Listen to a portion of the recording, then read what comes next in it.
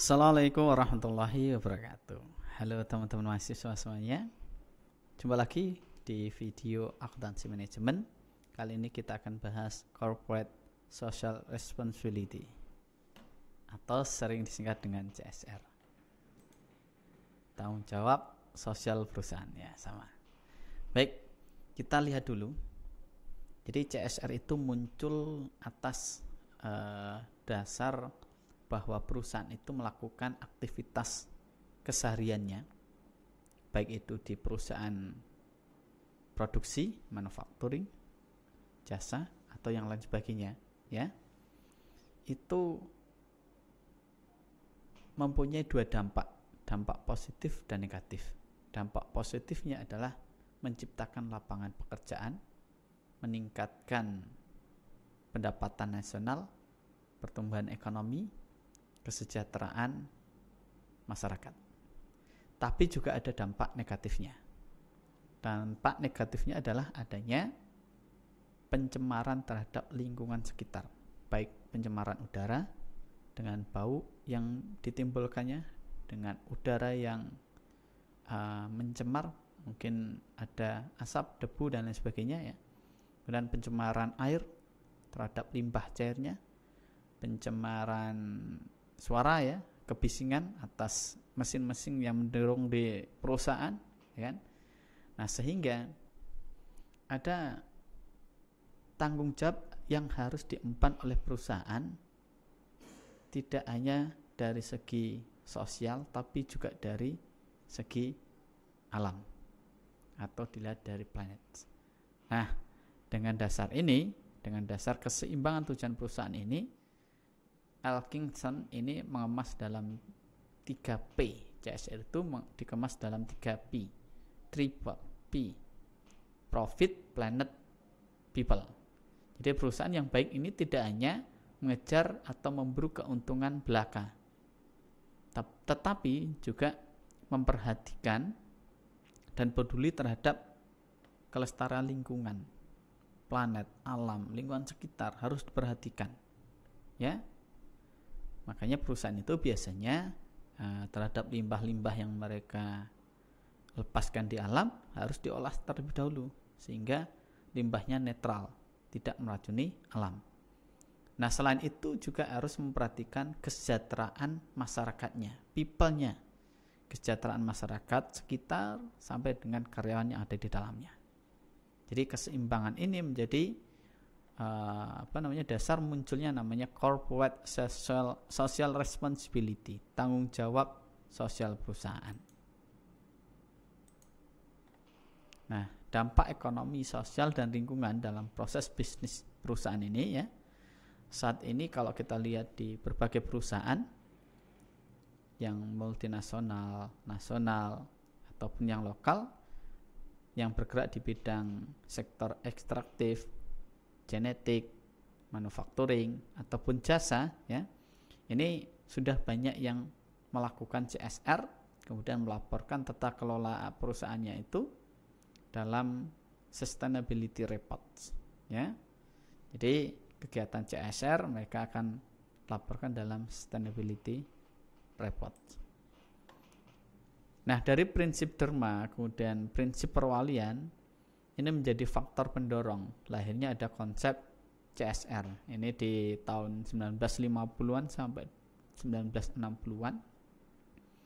Jadi dikemukakan oleh Bowen tahun 1953, ya, dalam karyanya Social Responsibilities of the Businessman. Ini sehingga terkenal sebagai Bapak CSR, the Father of Corporate Social Responsibility. Ini merumuskan bahwa tanggung jawab sosial itu sebagai kewajiban pelaku bisnis untuk menjalankan kebijakan mereka, untuk mengambil keputusan atau untuk mengikuti garis tindakan yang diinginkan berdasarkan tujuan dan nilai masyarakat. Jadi tidak hanya di tujuan ekonomi tapi juga memperhatikan adanya value di masyarakat. Nah, corporate social responsibility Ini upaya perusahaan dalam menyeimbangkan komitmennya pada pihak-pihak yang berkepentingan terhadap organisasi atau perusahaan, baik itu secara individu, kelompok, ataupun organisasi. Ini yang langsung dipengaruhi oleh praktik organisasi ya.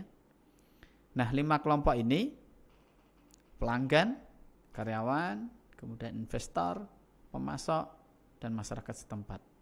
Pelanggan kaitannya dengan bagaimana produk itu disediakan, kemudian dipakai oleh para pelanggan. Karyawan terhadap tanggung jawabnya mengelola perusahaan, juga memberikan kesejahteraan kepada karyawan. Investor kaitannya dengan bagaimana pemilik itu juga mendapatkan keuntungan, peningkatan atas aktiva yang dimiliki oleh investor. Pemasok terhadap supplier, bagaimana bahan, barang, produk yang dipasoknya juga bisa masuk ke perusahaan. Terhadap masyarakat setempat, ya kaitannya dengan dampak baik positif negatif yang diterima oleh masyarakat setempat. Nah, kalau kita lihat model dari tanggung jawab perusahaan terhadap pihak berkepentingan, ya kita lihat yang pertama dari pelanggan. Itu salah satunya adalah bagaimana perusahaan juga menerapkan penetapan harga yang wajar. Meskipun perusahaan monopoli, tidak ada perusahaan lain yang mampu menciptakan produk di pasarannya, tapi juga harus memperhatikan bagaimana konsumen juga mampu ya membeli kebutuhan atau produk yang sesuai dengan kebutuhan mereka. Nah, sehingga tidak semata-mata karena hanya monopoli, hanya perusahaannya sendiri, kemudian harganya dinaikkan, nggak bisa. Kemudian menghargai garansi. Produk-produk yang sangat penting di kehidupan masyarakat, kemudian juga adanya pelayanan purna jual atau garansi. Kemudian komitmen terhadap pengiriman barang. Bagaimana barang dari produsen, perusahaan sampai ke gudang pembeli juga harus terkemas dengan baik, sehingga produknya aman, kemudian tidak cacat atau rusak. Kemudian mempertahankan kualitas produk. Dari tahun ke tahun, dari periode ke periode, kualitas produk harusnya semakin bagus, semakin baik. Karena ada banyak pembelajaran atas produk yang digunakan atau yang sudah terjual. Kemudian ada hak atas produk yang aman. Di beberapa produk yang dikonsumsi harus ada label bagaimana produk itu aman, ya aman, tidak menimbulkan efek yang buruk terhadap kesehatan, misalkan terhadap ancaman ancaman kerusakan terhadap manusia ataupun alam, misalkan. Nah, ada perhatian yang bagus terhadap pelanggan. Yang selanjutnya adalah karyawan. Memperlakukan secara adil, kemudian menganggap pekerja sebagai bagian dari tim, guna menghormati harga diri dan kebutuhan dasar manusiawinya. Ini menjadi tanggung jawab perusahaan, sehingga karyawan yang mereka pekerjakan di dalam perusahaan itu juga merasa nyaman, merasa aman, terpenuhi semua kebutuhannya. Nah, selanjutnya adalah pihak investor. Ini manajer, ini harus mengikuti prosedur akuntansi yang pantas. Karena sebenarnya pihak manajemen dengan pihak investor itu mereka dua orang yang berbeda yang punya informasi juga yang berbeda. Tapi sebenarnya tingkatannya adalah lebih tinggi tingkat investor karena pemilik kan gitu. Nah, tapi pemilik belum pasti punya informasi yang lebih banyak ketimbang manajemen. Guna memberikan informasi yang tepat kepada pihak berkepentingan tentang kinerja keuangan perusahaan. Atas informasi yang asimetri itu, pihak manajemen juga harus punya kewajiban menyampaikan kepada investor informasi yang benar. Mengelola perusahaan untuk melindungi hak dan investasi para pemegang saham. Selanjutnya adalah dari pemasok, supplier atau vendor ya. Ini memberikan informasi tentang rencana masa depan perusahaan akan seperti apa, kemudian negosiasi terhadap barang, jadwal pengantaran, harga gitu kan. Kemudian bagaimana menciptakan kesepakatan sehingga kedua belah pihak ini saling menerima antara harga, barang, dan pengantaran. Nah, yang terakhir adalah komunitas lokal. Siapa komunitas lokal itu? Mereka yang berada di sekitaran perusahaan berdiri. Nah, sehingga model tanggung jawab perusahaan itu adalah salah satunya memperhatikan sosial dan lingkungan mereka. Bisa dengan memberikan sumbangan program-program lokal, secara aktif ikut terlibat dalam program-program amal di lingkungan sekitar. Manfaatnya apa? Manfaatnya adalah mengurangi risiko dan tuduhan terhadap perlakuan tidak pantas yang diterima perusahaan, kemudian pelindung dan membantu perusahaan meminimalkan dampak buruk yang diakibatkan suatu krisis, kemudian keterlibatan dan kebanggaan karyawan. CSR yang dilaksanakan secara konsisten ini akan mampu memperbaiki dan mempererat hubungan antara perusahaan dengan para stakeholder, kemudian meningkatkan penjualan, insentif lainnya seperti pajak dan berbagai perlakuan khusus lainnya, kemudian memperkuat kinerja dan keuntungan ekonomi yang lebih efektif, efisien, dan berkelanjutan gitu ya.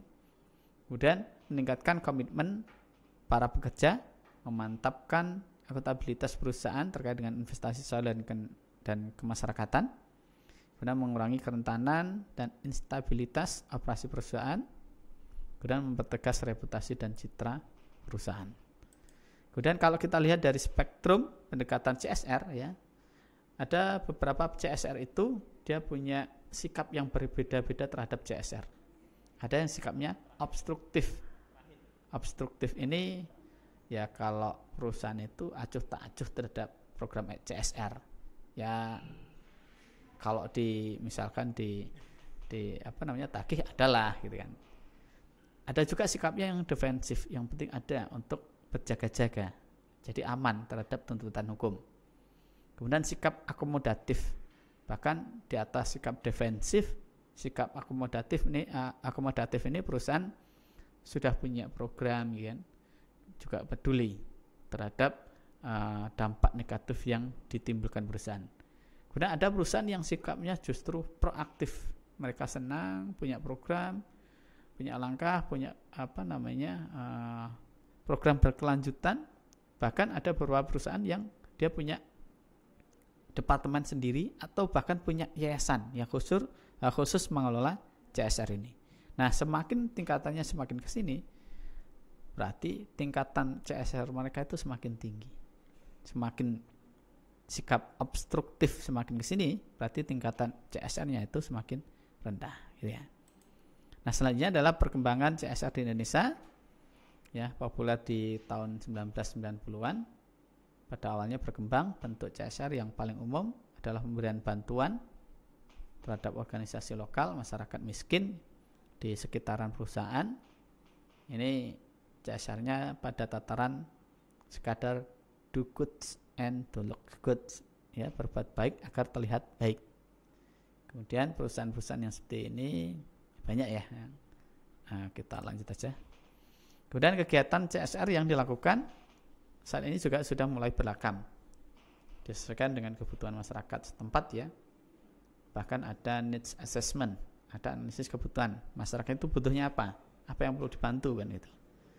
Nah, kemudian mulai dari pembangunan fasilitas pendidikan, kesehatan, pemberian pinjaman modal bagi UMKM, social forestry ya. Kemudian pemberian beasiswa, penyuluhan HIV, penguatan kearifan lokal, pengembangan skema perlindungan sosial dan lain sebagainya. Nah, CSR pada tataran ini tidak sekedar hanya do good and to look good, tapi melainkan juga to make good ya. Jadi menciptakan kebaikan itu bagaimana? Mereka sudah berpikir sampai ke sana, sehingga kesejahteraan masyarakat juga terpenuhi. Nah, program yang dilakukan oleh suatu perusahaan ini, ya, katanya dengan CSR di Indonesia itu digolongkan menjadi 3 bentuk: public relation, strategi defensif, kemudian kegiatan yang bersifat sudah masuk include dalam visi perusahaan. Kalau public relation ya bagaimana memperbaiki hubungannya dengan masyarakat. Kalau strategi defensif berarti setidaknya untuk mempertahankan perusahaan bagaimana juga tidak ada tuntutan-tuntutan hukum terhadap efek atau dampak negatifnya. Dan program pengembangan masyarakat di Indonesia ini dibagi menjadi 3 kategori: community relation, community service, dan community empowering. Community relation ini pada tataran bagaimana perusahaan peduli terhadap komunitas masyarakat dengan memperbaiki komunikasinya kepada masyarakat.